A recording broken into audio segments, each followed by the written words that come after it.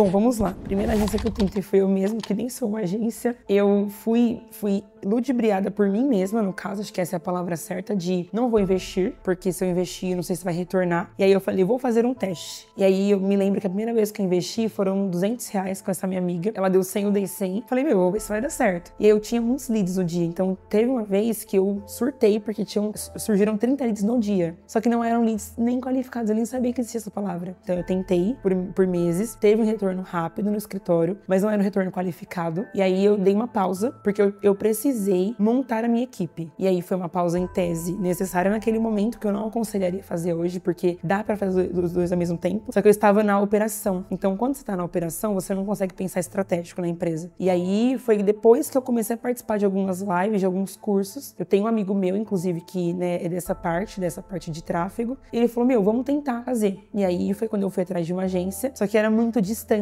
Então, por exemplo, eu percebi que pra eu contratar um serviço, eu gosto de vir ao local e olhar no olho da pessoa. O meu cliente não necessariamente é assim. Então tem cliente que eu nunca vi na vida, só no telefone. E eles seguem normalmente com a gente. Mas eu percebi que eu sou um pouco mais criteriosa quando eu vou comprar algum serviço de alguém ou comprar algum produto. Embora eu não faça isso com recorrência. Mas eu tenho essa questão porque eu valorizo muito o que eu tenho como propósito. Então, por exemplo, se eu tenho escritório, a parte tributária e contábil, eu sei que foi Deus que me deu. Então eu preciso fazer com a máxima excelência. Então eu não posso ter profissionais meia boca, porque senão eles também não vão entregar 100% do meu propósito. Eu preciso de profissionais que entendam que existe uma mãe falando comigo no telefone que tá passando por uma situação de violência doméstica. E aí, peraí, é uma junção de trabalho, né? Então eles precisam qualificar essa pessoa para que de alguma forma ela chegue até a minha empresa e para que eu filtre ela e ofereça um abraço, para que depois a gente faça operacional, que é a parte online, digital, com token da OAB. Mas a parte de filtrar e ser um abraço para ela naquele momento, eu preciso ter um profissional que conecte o meu propósito. E aí eu percebi que eles não conectavam com o meu propósito, porque era muito distante. Então eu não sou um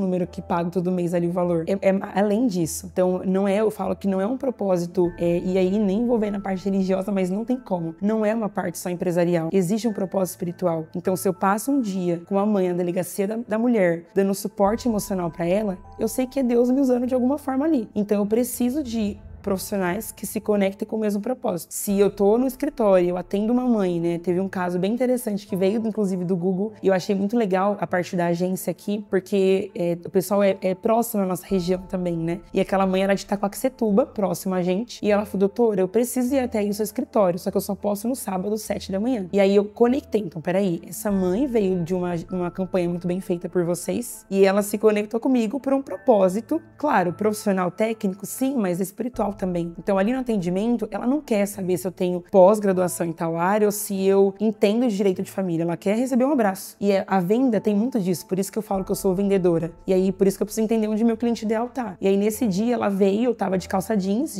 de sapatilha, e ela veio, assim, chorando, com o filho no colo. E ela falou, nossa, que bom que eu te encontrei, porque eu fui advogados de indicação e ninguém me abraçou. Então, peraí, apesar de parecer distante o Google, com uma estratégia muito bem feita, com o cliente definido, eu consegui atingir uma família. Então, eu sentia muito essa questão da outra agência, de não ter essa familiaridade, essa humanização como eu tenho aqui na agência com vocês. Vamos lá, eu vejo isso muito como modelo de negócio. Então, por exemplo, no escritório, hoje, qual que é a minha função? Estar na parte estratégica. Eu não posso estar no operacional, porque falo que a pessoa que está à frente, né, o líder, ele precisa olhar de fora e entender, de fato, a dinâmica do negócio. Então, eu desenhei alguns modelos de negócio no escritório. Então, o primeiro deles foi a área de família. Nós temos 2 nichos. Eu tenho um lead qualificado, então, em tese, a mensalidade, o valor que eu cobro é um valor mais elevado, então é acima da tabela da OAB, porque tem os meus horários. E quando eu percebo na voz do lead, então tudo isso é muito de percepção de venda. Por isso que a gente tem que ter uma equipe treinada. Então, o nosso próximo passo na área de família é essa parte, por isso que a gente vai ter essa conversa depois também. Mas acho que entender comportamento.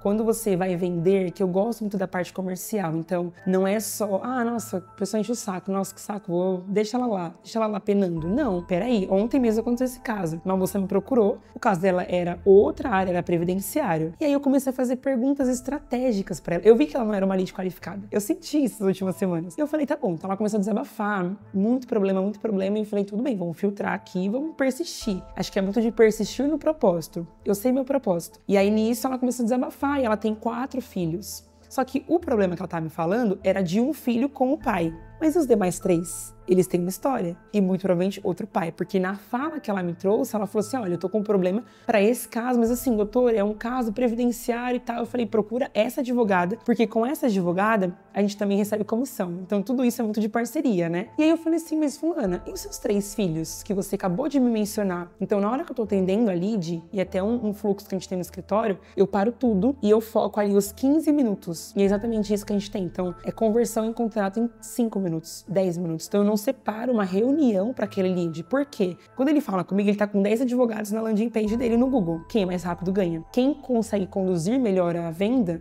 ganha. Isso é serviço na área do Google, na área de família e na área trabalhista. A gente fez estudar para entender. Então, como ele fala ou como ela se expressa, eu preciso ter suporte. E aí, ok, nesse caso ela mencionou um filho. E eu falei assim, mas fulana, e os demais 3? Ai, doutora, você não sabe. Não, porque o pai deles, assim, não paga pensão. Opa, peraí. A minha pergunta é, você tem alguma ação? Tem alguma sentença judicial? Não, eu tenho. Ele tá quantos anos sem pagar? 2 anos. 2 anos sem pagar, mas então nesse caso, a gente precisa colocar ele na cadeia. E aí você começa eu falo que, gente, você tem que vestir a camisa da cliente. Não, é verdade, mas como que eu coloco ele na cadeia? Porque ele não é presente na vida dos meus filhos, ele não paga pensão, eu tô me matando trabalhando sozinho. Opa, então você trabalha? Se ela trabalha, CLT ou autônoma, ela pode me pagar depender da condição que eu dou pra ela. Isso tudo na ligação. Então na ligação eu preciso estar muito ligada na venda pra entender gap de conversa. E aí, nesse caso, ela falou, não, ele não paga 2 anos e tal, eu tô irritada. Eu falei, não, eu também tô irritada. Porque como assim ele não paga? Vamos agora entrar com ação contra ele. Doutora, vamos entrar com ação contra ele. Não, então fechou. Então vamos montar o grupo, a gente trabalha com relatório mensal de processo, a gente envia e-mail pra vara. Não, então fechou. Mas doutora, nossa, por fim, esqueci. Quanto que é mesmo? Então é esse lugar que eu preciso levar essa cliente. Eu não quero falar de valores, eu quero que ela pergunte do valor. E aí, a depender do valor da parcela, porque eu ouvi na voz dela se ela tem condições, e eu fiz algumas perguntas estratégicas. Então, você tem cartão de crédito?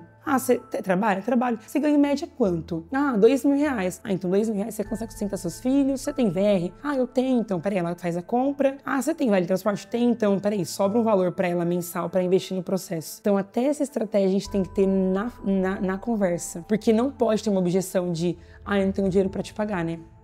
E essa não pode ser uma objeção.